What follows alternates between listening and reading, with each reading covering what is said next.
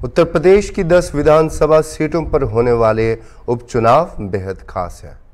यह इसलिए भी खास है क्योंकि यह चुनाव यूपी बीजेपी के साथ साथ सपा प्रमुख अखिलेश यादव की पार्टी पीडीए के लिए भी किसी बड़ी चुनौती से कम नहीं है। यही वजह भी है कि उत्तर प्रदेश में 2027 के आम चुनाव से पहले बीजेपी और विपक्ष खासकर भारतीय गठबंधन की 10 सीटों पर होने वाले उपचुनाव दशा और दिशा दोनों तय करेंगे।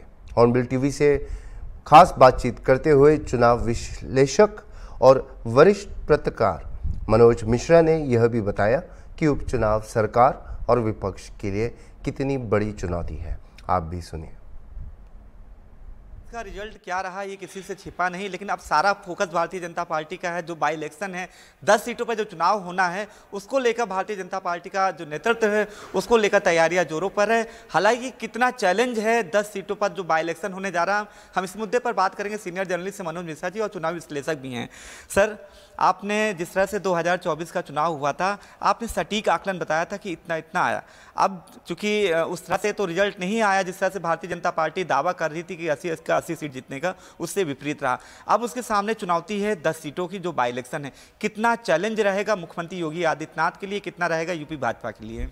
अनूप जी, देखिए 2017 की जीत, फिर 2022 की जीत और इस बीच में 19 का चुनाव हुआ और 24 का चुनाव जो आप चर्चा करेंगे परिणाम ये रहा कि 80, फिर 73 के बाद फिर दोबारा 19 में 64। लेकिन एक बात का ध्यान रखिए, हमेशा चाहे उपचुनाव हो चाहे विधानसभा का चुनाव हो, वो लोकसभा चुनाव से उसकी प्राथमिकताएं थोड़ी इतर होती है। लेकिन आप पीडीए को, अखिलेश यादव को, राहुल को, इनके गठबंधन को नकार नहीं कर सकते हैं। लेकिन चूंकि उपचुनाव में आपने सब लोगों ने देखा कि जिस तरीके से मेन चुनाव में परिणाम कुछ और होता है और उपचुनाव में दो बड़े उदाहरण होंगे, चाहे वो आजमगढ़ के हैं लोकसभा में, चाहे वो रामपुर के। लेकिन अगर स्पेशली योगी की बात कर लें तो योगी की टीम को जब समीक्षा हुई, अगर आप ध्यान दें, चुनाव पूरे देश में तो प्रदेश में भी हुई, तो उसमें ये बात निकल के आई कि लोकसभा की सीटों में योगी जी की जो 30 सीटें थी जिसमें वो चाह रहे थे कि कैंडिडेट वो बदलें या उनके हिसाब से तो परिणाम कुछ और होता। अब इस उपचुनाव में तो मुझे ये भरोसा भी है और जिम्मेदारी भी है, क्योंकि परिणाम, अगर आप ये बात कहते हैं कि साहब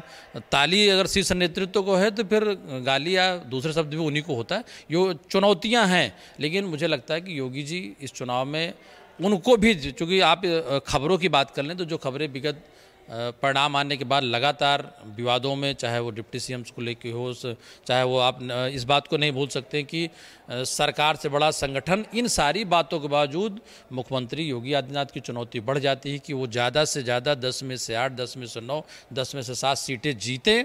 और विपक्ष की भी दूसरी तरफ है, चूँकि अब उल्टी गिनती शुरू हो रही है चुनाव 27 के पास आने की, तो इसको नहीं इनकार कर सकते कि पीडीए गठबंधन की जितनी बड़ी चुनौती लोकसभा में, चूंकि केंद्रीय पार्टी राहुल गांधी के साथ में चुनाव लड़े।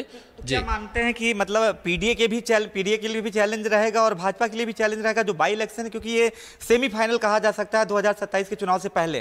अनूप जी, देखिए हम लोग हर उपचुनाव को सेमीफाइनल करके बात करते हैं, लेकिन सच्चाई ये है कि जो आपको सवाल में उसी मुद्दे पे आ जाता हूँ। पीडीए के सबसे बड़े सहयोगी या बड़े दल के रूप में विधानसभा में या लोकसभा में के परिणाम में अखिलेश यादव का नेतृत्व रहा, उनकी पार्टी रही समाजवादी पार्टी। तो असली चुनौती उन्हीं के साथ है। तो इस चुनौती में जितनी सीटें अखिलेश या पीडीए गठबंधन को मिलेगी, वो कहीं न कहीं 2027 के लिए भाजपा को विचार करने की होगी। और भाजपा को अगर ज़्यादा से ज़्यादा सीटें मिलती हैं तो एक बल मिलेगा। जैसे सेमीफाइनल की आप बात कही, सेमीफाइनल लोग जीतते हैं तभी फाइनल की उम्मीद होती है कि कब हमारी तरफ आएगा। तो बिल्कुल इस बात को मान सकते हैं कि 27 से पहले ये सेमीफाइनल ग्रुप में एक बड़ा चुनाव है, 10 विधानसभा का चुनाव है और एक तरफ से नहीं है, गोरखपुर से गाजियाबाद तक अलग अलग विधानसभा का है। तो ये एक परसेप्शन में निकल के आएगी इसका परिणाम कि जनता का रुख क्या है इस 24 के परिणाम के साथ में, 22 के परिणाम के साथ में, या आने वाले 27 के परिणाम के। मनोज जी, एक सवाल मेरा ये है, जिस तरह से जो रिजल्ट रहा भाजपा के लिए तो सही नहीं रहा, लेकिन जो अभी हाल में जो अभी आपने घटनाक्रम देखा कांवड़ यात्रा में, जहाँ पे नेम प्लेट को लेकर विवाद हुआ, फिर सुप्रीम कोर्ट का आदेश आता है, फिर सरकार बैकफुट पे आ जाती है। क्या लगता है चुनाव से पहले फिर क्या ध्रुवीकरण करने की कोशिश की गई थी जो बाई इलेक्शन है? और इसके अलावा अगर बाई इलेक्शन की बात करें उत्तराखंड में, अगर धर्म की बात करें तो वहां पे भी केदारनाथ भी हार गए, तो क्या लगता है कि अब धर्म का मुद्दा अब नहीं चल पा रहा है?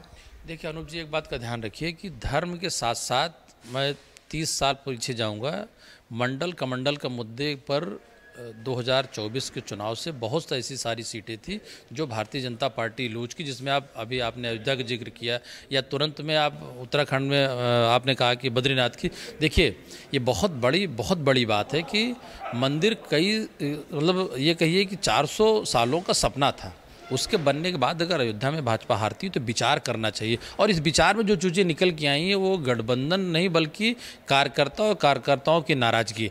लेकिन ये जब भारतीय जनता पार्टी में एक खास बात क्या है कि वो हमेशा जहाँ गड्ढा होता है उसको पैच करने की पूरी कोशिश करती है, वो पन्ना प्रमुख से लेकर के केंद्र तक। तो वो उसी तरफ की बात है। आपका सवाल एकदम लाजमी। लेकिन एक बात आपको नहीं बोलना चाहिए कि जब आपकी चुनौती आपसे स्वयं होती है, मैं 14, 17, 19, 22 की बात 24 बात इसलिए कहता हूं कि जब आपने माइलस्टोन सेट कर दिया 80 में 73, आप 90 नंबर से अगर पास होते हैं तो बार बार आप 90% के नंबर में कायम रहेंगे, ये बड़ी चुनौती है। लेकिन दूसरी तरफ चूंकि एक प्रमुख क्षेत्रीय दल लगातार शून्य की तरफ जा रहा है, मायावती को आप इनकार नहीं कर सकते, जिसकी वजह से पीडीए और अखिलेश को बढ़त मिली है। और ये बढ़त इस 10 में से अगर बेहतर जितना अच्छा प्रदर्शन करेंगे उनके कार्यकर्ताओं के लिए, और भारतीय जनता पार्टी के कार्यकर्ता संगठन और 24 के डेंट को बराबर करने का एक अच्छा मौका है।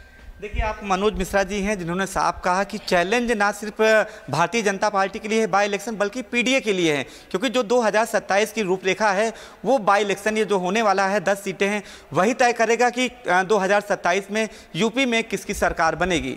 वीडियो जर्नलिस्ट अनिल सैनी के साथ अनूप चौधरी, हॉर्नबिल टीवी, लखनऊ।